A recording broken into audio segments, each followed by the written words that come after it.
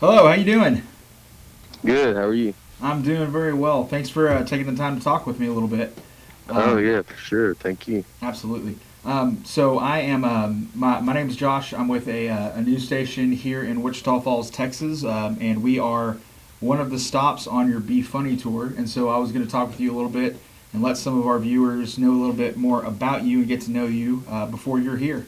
So we'll jump right into it if you're good to go. Yep. Good. Good. Okay, awesome, perfect. Okay, so kind of to start off with, I know you travel and you tour a lot and do a bunch of various shows. Have you ever heard of Wichita Falls, Texas? I have. So one of my buddies that's on the road with me, Dustin Chafin, that's coming out with me that show. He's from there. Oh, really? So yeah. So I'm excited to anytime you get you're at least you have some connection to it. In fact, that one of my best friends is from there, so uh, that will make it fun. So that's how I've heard of it. Oh, that's awesome. And so I'm kind of curious because we're not really a huge town, but having big acts come in is really great for us. Will this be? Have you ever played in a smaller town than Wichita Falls, or is this going to be the smallest that you can think of? No. I played in yeah. I mean, I was in Casper, Wyoming, where it's like some of these places they're very small where you're like even if 1,000 people show up, you're like that's a good percentage of the town. So it's it's not a bad thing. So it's like I definitely love coming to these smaller places, and the excitement level is always a little more than some of the bigger cities, which makes it very fun for comedians for us to go up. Sure, absolutely. I can tell you personally, I was first exposed to your work when I was just randomly scrolling through Netflix and saw the 30-minute special you did that was with a Hmm. group of other stand-ups. And the thing that struck me most was that I was cracking up, but I noticed that the comedy was very clean, and so now all of a sudden, like my 8-year-old daughter loves watching you, and loves the intro that your daughter does. Um, are you? Is that intentional that you're clean, or is it more of like that's just how the jokes come and you kind of roll with it? Yeah, I mean, it's just how I am. So it was natural for me to be clean, Hmm. and it's just how I started, and I've always just stuck with it. It's what works for me, and then and now I have a 10-year-old, so I do enjoy it. I love that your daughter can watch it, and and it's because it's hard to. I know as having a kid, it's hard to you have to turn a lot of stuff off when Hmm. they're around, and so I like to not, for people not to have to do it, and then to have 10-year-old, 8-year-old, whoever at a show to grandparents. It's something a whole family can come do. Yeah, I love that, and that's awesome. And I think the people in our city are really going to enjoy that too. Um, so so one of the things that is kind of interesting to me is how so many of your bits come out of very real situations that you find yourself in, or real conversations, arguments, or married fights, especially. Those are the ones that I'm coming up on a decade of being married, and so I can relate to those probably better than any of the rest of them. Yeah. But when when do you realize that those moments or those interactions can be material? Is it while it's happening, or is it after you've had a chance to like digest it, or if it's in a married fight, is it after you've cooled off a little bit? Like what? When do you know that it's a bit? You kind of know, like the big joke that people like on my the Greatest Average Rap special is the one fell swoop. Yeah. Like when that was happening, it was like, I mean, it's like when you're in the moment, maybe you're not thinking it's funny, but it's like pretty quickly after you're like that's funny, and then like I'll think about it and see if it can be something.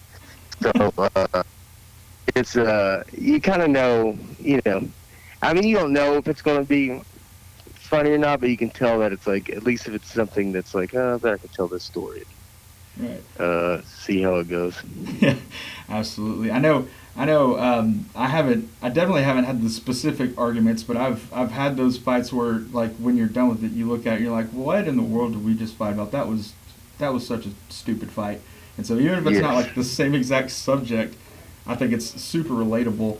Um, but so when you're kind of thinking of how to put your shows together, how to put your material together, um, how long would you say that it takes for you to kind of lock in a bit, and what does that process kind of look like for you?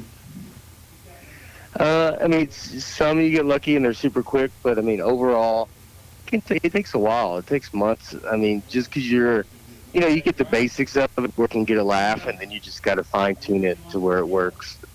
Where it's as perfect as you can make it, and you lose joke, like you lose parts of it, and sometimes the story will be longer when you first start telling it, and then you just got to kind of shorten it because you just learn. All right, these parts are not like as important, or So, I mean, it definitely could take it kind of really just depends on the joke and how much you're touring, how much you can be on stage. But if you're on stage a lot, it can be quicker, and then if you're not, it can take a little bit longer. But I just kind of think about it a lot and try to get it going. And I'll know which part is the funny part, and so really, it's just what's going to go around it to explain it. Gotcha. Okay, yeah, that makes sense.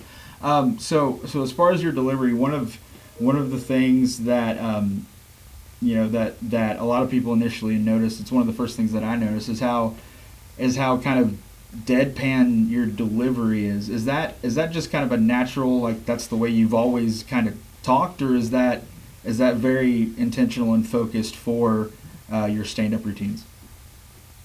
Yeah, it's just it's the way I talked. It's like you try to you try to make as close as I can be to how I am off and on stage. I think the better, because then you can, more stuff becomes funnier. So if I can just be really funny, if I can just be myself on stage, like it's a good thing. And so it's like that's all you're trying to make it. How much is it to be? When someone meets you off stage, you don't want to be just a completely different person. Yeah, I can imagine that'd be pretty weird. But Yeah, but I was super high energy off stage, and then and just totally straight faced on. Yeah, I that makes yeah. sense. Okay, so obviously, yeah, with the touring schedule and a life on the road and traveling a lot, um, what's that like when you have a wife and a daughter? Are they able to come with you often to different places that you go, um, or how do you handle kind of being away from them when you have to be? Yeah, they come with me. We're going to Europe soon, so they're going to come to that.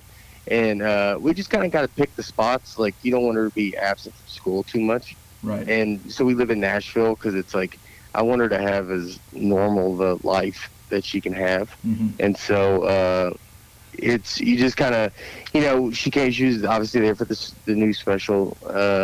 And this year I feel like they have come to a bunch of stuff. Sometimes they'll be I was in Chattanooga, which is like 2 hours from Nashville, Hmm. and so that was a Saturday, so they drove down and we went to the aquarium and stuff. So there's little trips that we can kind of get together on, and then there's some times where it's like maybe it's a little bit more of a stretch, but I'm usually home during the beginning of the week. It's just the weekends that are kind of hard, but it's we just kind of plan it out. I kind of get the dates of like her big school stuff or whatever. We try to, once we get it, and just kind of plan your tour around. Hmm.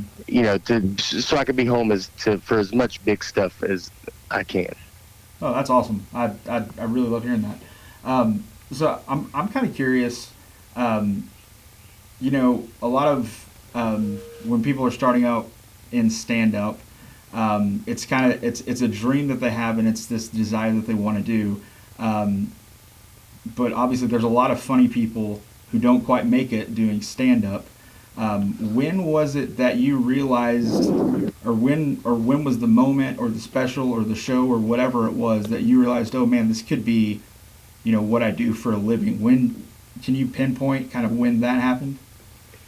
Yeah, 2008 was a big year because that year I did Conan Mm. and this thing they used to have called Live at Gotham on Comedy Central, and I just started having some stuff like that. So I was like, all right, well, it felt like at least I'm doing the right thing, Mm-hmm. like and so that was a big part of it. And I'll say I did some cruise ships at the beginning, and I remember doing those, and I was like, all right, being clean, I was like, I could do cruise ships. So I remember thinking that, like, all right, I can at least, you're still shooting for the highest you could go, but you kind of get like safety nets where you're like, all right, I could work cruise ships and do comedy for a living and do all right.